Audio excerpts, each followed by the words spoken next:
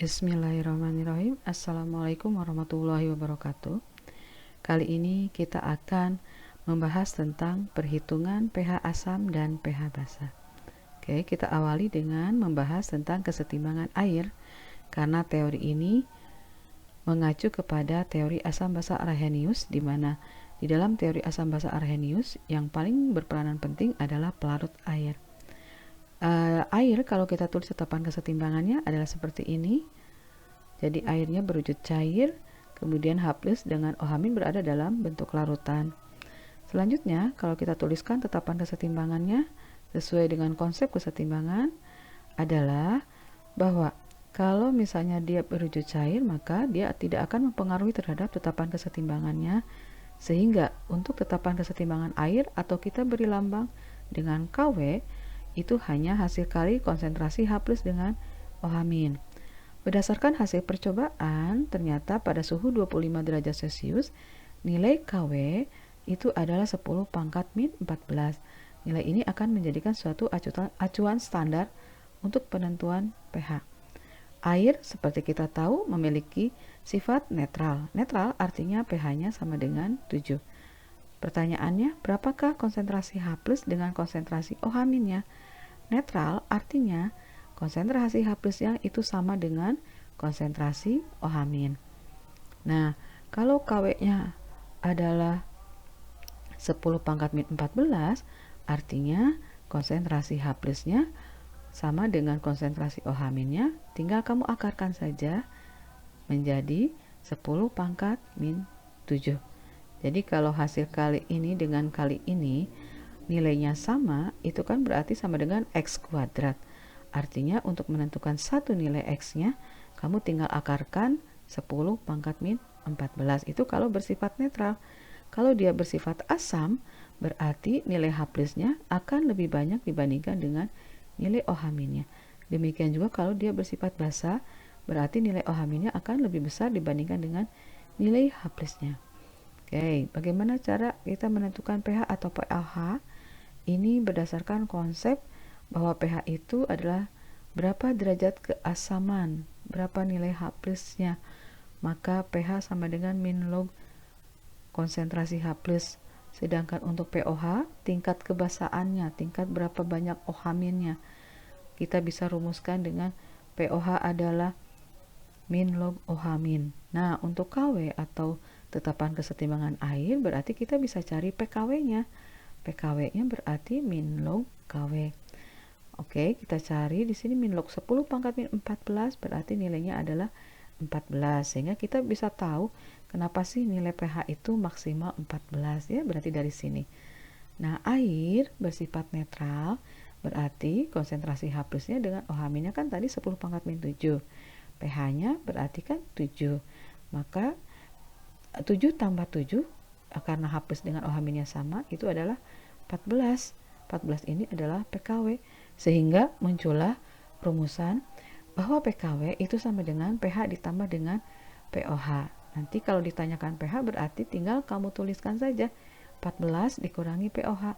14 ini berarti adalah nilai PKW dan merupakan suatu angka yang konstan atau tetap. Oke, ini adalah contoh perhitungan pH dan pOH untuk mempermudah kalian dalam perhitungan nanti. Jadi jangan dulu dianggap sulit dalam perhitungan ini, walaupun ada logaritmanya ya, anti logaritma. P itu anti logaritma. Nah, misalnya jika H+-nya 0,001 molar, berapa nilai pH-nya? Kamu harus ubah dulu angka desimal ini menjadi angka berpangkat, berarti 10 pangkat min 3. Nah, pH dari min log 1 kali 10 pangkat min 3 itu adalah 3. Kalian tinggal lihat saja pangkatnya, berarti dia bersifat asam. Nomor 2, jika H+-nya 0,004, berarti kamu ubah ini menjadi 4 kali 10 pangkat min 3. Berapa pH-nya? pH-nya berarti 3, nih yang berpangkat, min log 4. Untuk proses perhitungan ini, kalian bisa lihat dari teori matematis logaritma ya. Maka untuk nomor 2 ini juga bersifat asam. Nomor 3, jika OH-nya 0,01 molar. Pertanyaannya, berapa pH-nya? Kamu lihat dari kesesuaian antara yang diketahui dengan pertanyaan. Ditanyakan pH, tapi yang diketahui OH-nya. Artinya tidak bisa langsung ya. Kamu harus cari dulu berapa pOH-nya. Maka rumusannya sama min log OH min, sehingga hasilnya adalah 2. Nanti dari pOH ini cari pH-nya. Kamu tinggal pakai rumusan yang tadi sudah kita bahas, 14 dikurangi pOH berarti 14 dikurangi 2 hasil perhitungan yang di atas. Hasilnya adalah 12. Maka di sini nilai pH-nya adalah bersifat basa.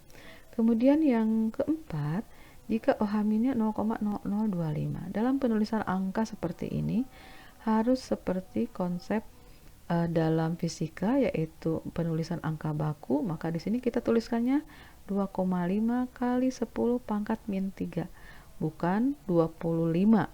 Kalau 25 berarti pangkat min 4 kan. Oke, jadi hasilnya adalah 3 min log 2,5. Untuk pH-nya berarti 14 dikurangi pOH. 14 dikurangi 3, 11. Ini ada min, ini tanda kali, berarti min kali min menjadi positif. Sehingga hasilnya adalah 11 plus log 2,5. Oke, ini adalah dasar perhitungan untuk pH dan pOH. Kita akan lanjut ke penentuan pH asam dan pH basa kuat. Untuk menghitung pH asam kuat, misalnya, tentukan pH dari larutan HCl 0,01 molar. Di sini kita akan langsung jawab dengan cara menguraikan dengan reaksi ionisasinya. Kita cari H+-nya berapa. Oke. Karena di sini kalau kita uraikan koefisiennya sama semua 1, berarti kalau HCl-nya 0,01 berarti yang lainnya juga sama 0,01 molar. Sehingga kita bisa tahu H+-nya adalah 0,01, kita ubah menjadi bilangan berpangkat menjadi 10 pangkat min 2. Setelah H+-nya diketahui, langsung penentuan pH dengan min log H+. Oke, ketemu 2 ya. Nah, untuk basa kuat juga sama. Tentukan pH dari larutan CaOH2. Nah, di sini agak berbeda, yaitu OH-nya ada 2. Kamu harus pahami dulu tentang konsep reaksi ionisasi.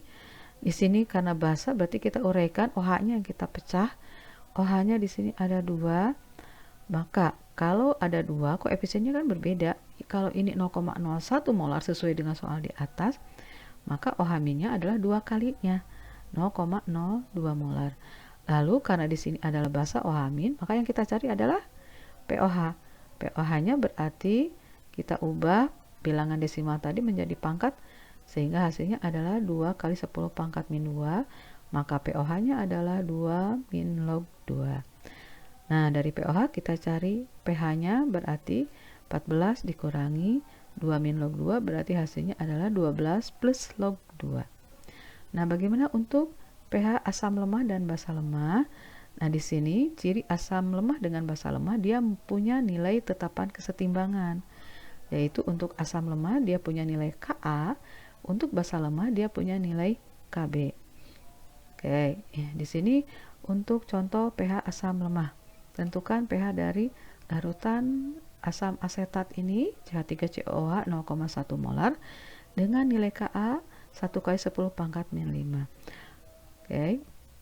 Maka nilai jumlah H+ atau jumlah OH- nanti pada asam lemah dan basa lemah tidak mempengaruhi terhadap nilai pH-nya ya, karena yang langsung kita cari di sini dengan menggunakan rumus konsentrasi H+ sama dengan akar dari nilai Ka dikali dengan konsentrasi si asamnya. Maka kamu langsung masukkan saja ke rumus ini 10 pangkat min 5, kemudian 0,1 kita ubah menjadi 10 pangkat min 1, maka hasil kalinya kan 10 pangkat min 6. Akar dari 10 pangkat min 6 berarti pangkatnya saja tinggal dibagi 2. Hasilnya berarti 10 pangkat min 3. Setelah kita tahu H+-nya, kita langsung ke rumusan yang sebelumnya. pH min log H+, sehingga pH-nya adalah 3. Untuk yang nomor 4, basa lemah. Basa lemah di sini NH4OH atau amonium hidroksida. Maka kita uraikan seperti ini, tapi memang tidak mempengaruhi terhadap nilai OH-nya karena ini langsung ke rumus. Rumusnya sama ya. Cuman bedanya di sini Ka asam, kalau basa jadi Kb. Kamu masukkan juga hasilnya, berarti ini akar dari 10 pangkat min 6, angkanya ibu buat sama ya. Sehingga OH-nya adalah 1 ke 10 pangkat min 3. Ingat, kalau ini OH- berarti yang kita cari adalah pOH dulu. Setelah itu, dari pOH kita cari pH. Perhitungan ini sama seperti yang sebelumnya. Oke. Keterangannya adalah Ka tetapan asam lemah, Kb tetapan basa lemah. Nanti kalau ada soal bagaimana cara kita membedakan asam lemah dengan basa lemah, berarti atau asam kuat dengan basa kuat, kamu tinggal lihat di soal itu ada nilai Ka atau Kb-nya enggak ya. Kalau ada berarti lemah, kalau tidak ada berarti kuat. Baik, ini sebagai tugasnya kalian lengkapi jawaban soal berikut. Jadi ibu sudah berikan draftnya, langkah-langkahnya, kamu tinggal selesaikan saja. Soal ini agak berbeda dengan sebelumnya dari contoh soal. Nah, kalau tadi kan langsung konsentrasi molaritas, kalau di sini ada dalam bentuk mol. Maka untuk soal seperti ini kita harus cari dulu konsentrasinya. Untuk mencari konsentrasi adalah mol per volume. Atau kalau di sini mol, ini harus dalam satuan liter ya, ingat. Kalau di sini kamu masukkan mililiter, berarti ini harus berubah menjadi milimol. Oke, kita masukkan. Ini 0,02 mol yang ibu masukkan, berarti volumenya harus dalam satuan liter. Jadi 0,4 itu berasal dari 400 mililiter. Kamu tinggal cari berapa hasilnya. Kalau sudah ketemu KOH-nya, kamu tinggal uraikan. Karena ini adalah basa kuat ya, cirinya tidak ada nilai Kb kan di sini. Berarti kita simpulkan dia adalah basa kuat. Maka kamu tinggal tentukan saja KOH-nya dari sini. Nanti setelah dihitung ketemu OH-nya berapa berdasarkan koefisiennya. Kemudian OH-nya berarti ketemu sekian molar. Setelah itu kamu tinggal cari berapa pOH-nya, berapa pH-nya berdasarkan konsep sebelumnya dari contoh soal. Itu nomor 1. Oke, nomor 2. Nomor 2 ini sudah langsung molaritas ya, beda dengan nomor 1. Berarti caranya seperti contoh soal sebelumnya. Kita tinggal tentukan berapa H plusnya. Cara penguraiannya, ingat kalau dia asam berarti yang kita putus adalah si H plusnya. Sisanya berarti kita sebut sebagai sisa asam. Ini adalah reaksi ionisasinya. Kemudian kalau ini 0,03, H plusnya berapa? Nanti kamu masukkan konsep pH-nya seperti ini. Ingat, diubah dulu menjadi angka yang berpangkat ya. Oke, nomor 3. Soalnya berbeda lagi. Di sini bukan dalam satuan mol atau dalam satuan molaritas, tapi dalam satuan massa. Jadi ada sekian gram MgOH2 dilarutkan dalam air sehingga volumenya menjadi 400 ml. Diketahui MR-nya 58. Oleh karena itu kita akan menggunakan rumusnya ini. Langsung saja massa dibagi MR dikali 1000 dibagi dengan volumenya. Volume di sini harus dalam satuan mililiter. Sehingga kamu bisa masukkan 1,16 gram. Ini MR-nya, ini 1000 itu tetapan ya. Nah, ini langsung tidak diubah menjadi 0,4 tapi harus dalam satuan mililiter. Sehingga kita tahu MgOH2-nya sekian, ini masih basa kuat ya. Karena tidak diketahui Kb-nya. Nah, sama seperti tadi, kamu selesaikan dan ketemu pH-nya sekian. Oke, untuk soal nomor 4 dan soal nomor 5. Ini mewakili contoh soal asam lemah dengan basa lemah. Cirinya apa? Di sini ada Ka di nomor 4 dan ada Kb di soal nomor 5. Berarti kita bisa langsung masukkan ke rumusnya. Ibu tuliskan di sini tidak ditulis secara umum asamnya, tapi bisa aja kamu tulis asamnya apa. Oh, konsentrasi HCN. Oke, ingat diubah menjadi bilangan berpangkat. Kemudian ini yang hidrazin. Ini kenapa ibu sebut basa? Karena dia diketahui Kb-nya sekian. Oke, tinggal dimasukkan baru cari pH-nya. Mudah-mudahan kalian bisa menyelesaikannya. Oke, sampai ketemu lagi di video berikutnya tentang menentukan pH campuran antara asam kuat dengan basa kuat. Wabillahi taufiq wal hidayah. Wassalamualaikum warahmatullahi wabarakatuh.